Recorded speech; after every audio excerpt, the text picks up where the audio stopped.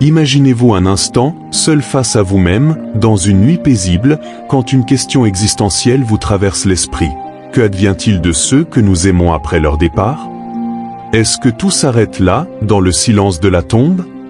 Ce genre de questions, nous nous les posons tous un jour. Elles sont empreintes d'un mélange de peur, de doute, parfois d'espoir. Et lorsque ces questions surgissent, elles nous amènent à réfléchir sur notre propre existence, sur ce qu'il y a au-delà, sur la foi, sur la vérité. Dans ce monde rempli de croyances, il y a tant de doctrines, tant de réponses différentes à ces questions. Certaines nous offrent une lueur de réconfort, d'autres sèment encore plus de confusion. Que devient celui qui n'a jamais entendu l'Évangile? Est-il possible d'être sauvé après la mort? Des théories abondent, souvent séduisantes. Le salut universel, le purgatoire, les prières pour les défunts et tant d'autres. Mais sont-elles ancrées dans la vérité divine ou simplement créées pour apaiser nos angoisses? Prenons un moment pour réfléchir ensemble, explorer ces idées qui ont traversé les siècles et chercher la vérité dans la seule source infaillible, la parole de Dieu. Voyons ce qu'elle a à dire sur le sort de ceux qui nous ont quittés et sur notre propre destinée après cette vie. Beaucoup de doctrines ont émergé pour répondre à cette grande question du salut. Certaines, comme celle du salut universel, affirment que tous les hommes, quel que soit leur parcours ou leurs actions, seront finalement sauvés. Cette croyance suggère que même les plus grandes figures du mal, comme Hitler ou Staline, connaîtront un jour la rédemption. Cette idée, bien que réconfortante pour certains, soulève de sérieuses questions sur la justice divine. Peut-on imaginer un monde où il n'y aurait aucune distinction entre ceux qui ont cherché à vivre dans l'amour et la paix, et ceux qui ont semé la terreur? L'Église catholique enseigne l'existence d'un lieu appelé purgatoire. Un lieu où les âmes sont purifiées avant d'entrer au paradis. Cette doctrine, qui a pris forme au fil des siècles, repose sur l'idée que les prières des vivants peuvent alléger la peine des âmes en attente. Des pratiques comme les indulgences sont nées de cette croyance, permettant aux vivants de réduire le temps de purification de leurs défunts. Dans d'autres courants religieux, comme celui des Mormons, les vivants peuvent être baptisés pour le salut des morts. Ils croient que par ce rite, ils peuvent offrir une seconde chance à ceux qui sont déjà partis. Cette pratique repose sur une interprétation particulière des Écritures, mais elle a soulevé de nombreuses interrogations sur son fondement biblique. Les témoins de Jéhovah, quant à eux, ont une vision très différente. Selon eux, seuls 144 000 élus auront une place au ciel, et les autres fidèles vivront éternellement sur une terre purifiée. Quant aux non-croyants, ils ne seront pas condamnés à des tourments éternels, mais simplement effacés, comme s'ils n'avaient jamais existé. Face à cette multitude de croyances, il est naturel de se sentir perdu. Mais alors, que dit réellement la Bible? Elle est la seule source qui peut éclairer nos pas.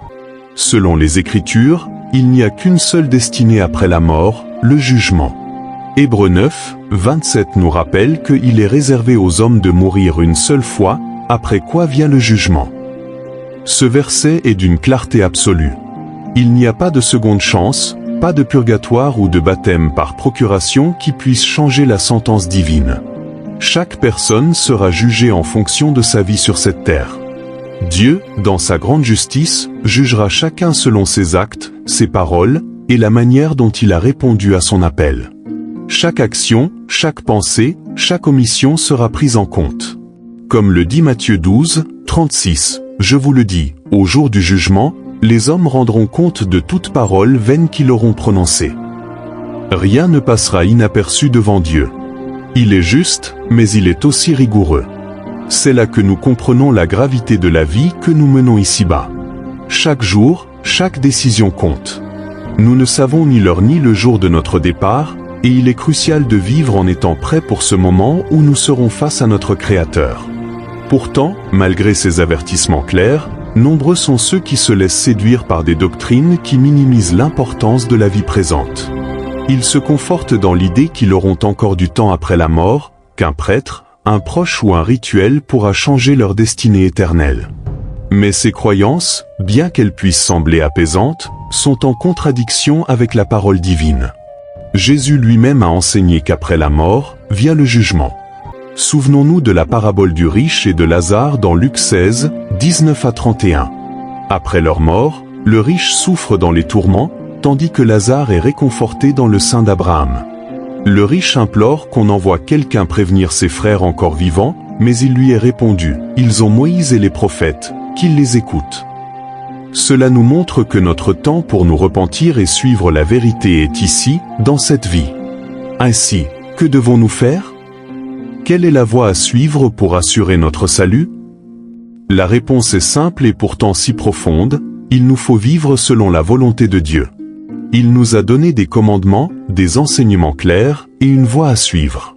Il nous a montré l'exemple parfait à travers Jésus-Christ, qui a donné sa vie pour que nous puissions avoir la vie éternelle.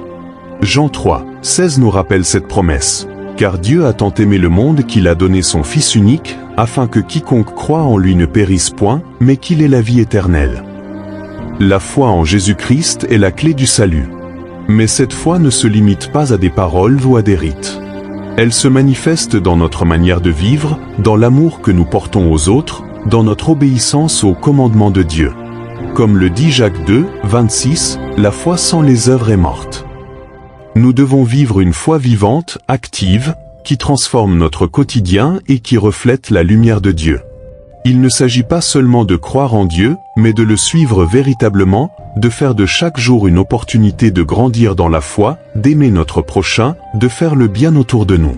Car c'est à travers ces actions que nous montrons que nous sommes véritablement enfants de Dieu. Finalement, la mort n'est pas la fin.